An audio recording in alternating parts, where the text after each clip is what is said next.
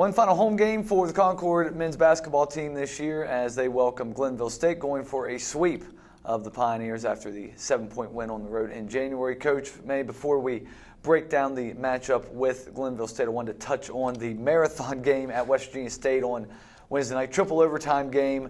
You guys were without Colin Tolbert due to injury, but a lot of solid performances from guys that just stepped up and just took on an added role. Brendan Hoffman, a 20-point game, his first career such game. Ken Sally, 21 points in place of Colin in the starting lineup, and then Bo Gigo, a near 2020 game for him, 16 points and 22 rebounds. Those three guys specifically really stepped up. What'd you like about what they did? Yeah, when we knew Colin was going to be out, you hope that your role players decide they're going to make the jump there and step up, but you really don't know. I told him yesterday, I had that good feeling that they were, but you didn't know until the lights came on. And give those guys a lot of credit. Like I said, they knew they had to step up with Colin being out, and they did a really, really good job there the other night. Corey Boston, a career-high 35 points. He took on an added role, obviously, without his backcourt running mate there. Played 53 minutes in that game. But Corey's run here really the last 2 to 3 weeks is something special. It's, we talk about Colin all the time, but 26 points per game over the last 4 games for Corey Boston. He's really staking his case as being one of the top, 8 or 10 players in this league. Yeah, I definitely think he's a first-team all-conference guy. And like I said, he showed it there the other night.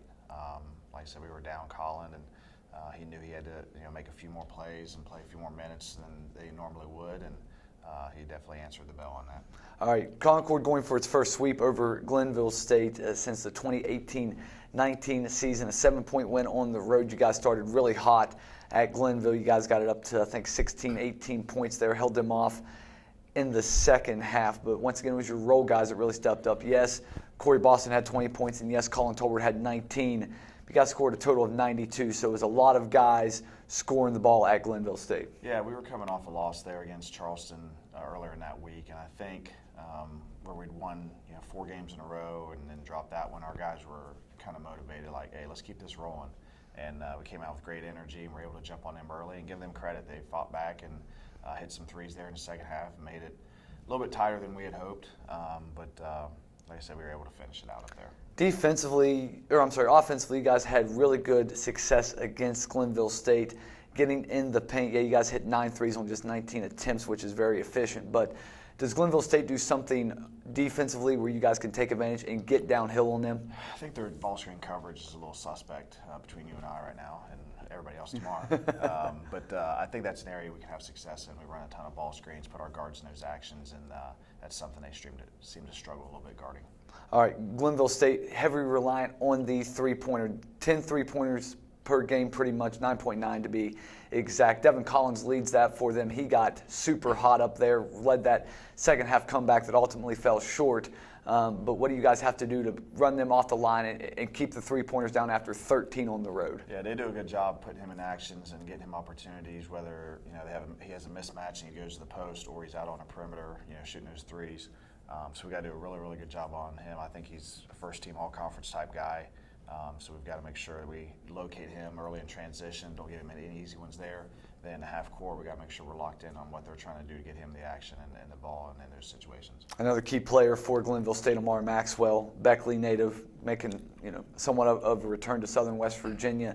He's one of the most efficient players in the conference. How do you make life tough on him? Yeah, he's up for Freshman of the Year. Who knows how that will pan out here in the next couple of days, but does a really good job of getting downhill, attacking the rim, being able to finish, getting to the free throw line. Yeah. And then here recently he's been hitting threes, so that's a different aspect to his game there. So he's a really, really tough cover. I imagine we'll have a pretty good crowd tomorrow when you have him, you have Redfern from Woodrow, and then obviously Collins is kind of a Southern West Virginia guy as well. So should be a decent crowd tomorrow, and like I said, they're going to come in here with some energy and try to get one. Concord playing for the 3 seed in the Mountain East Conference tournament will need a win and some help over at Charleston between the Golden Eagles and the Yellow Jackets. But Concord trying to go for a 9-3 home record this season. Hope to see you at the Carter Center. For the head coach Todd May, Wes McKinney.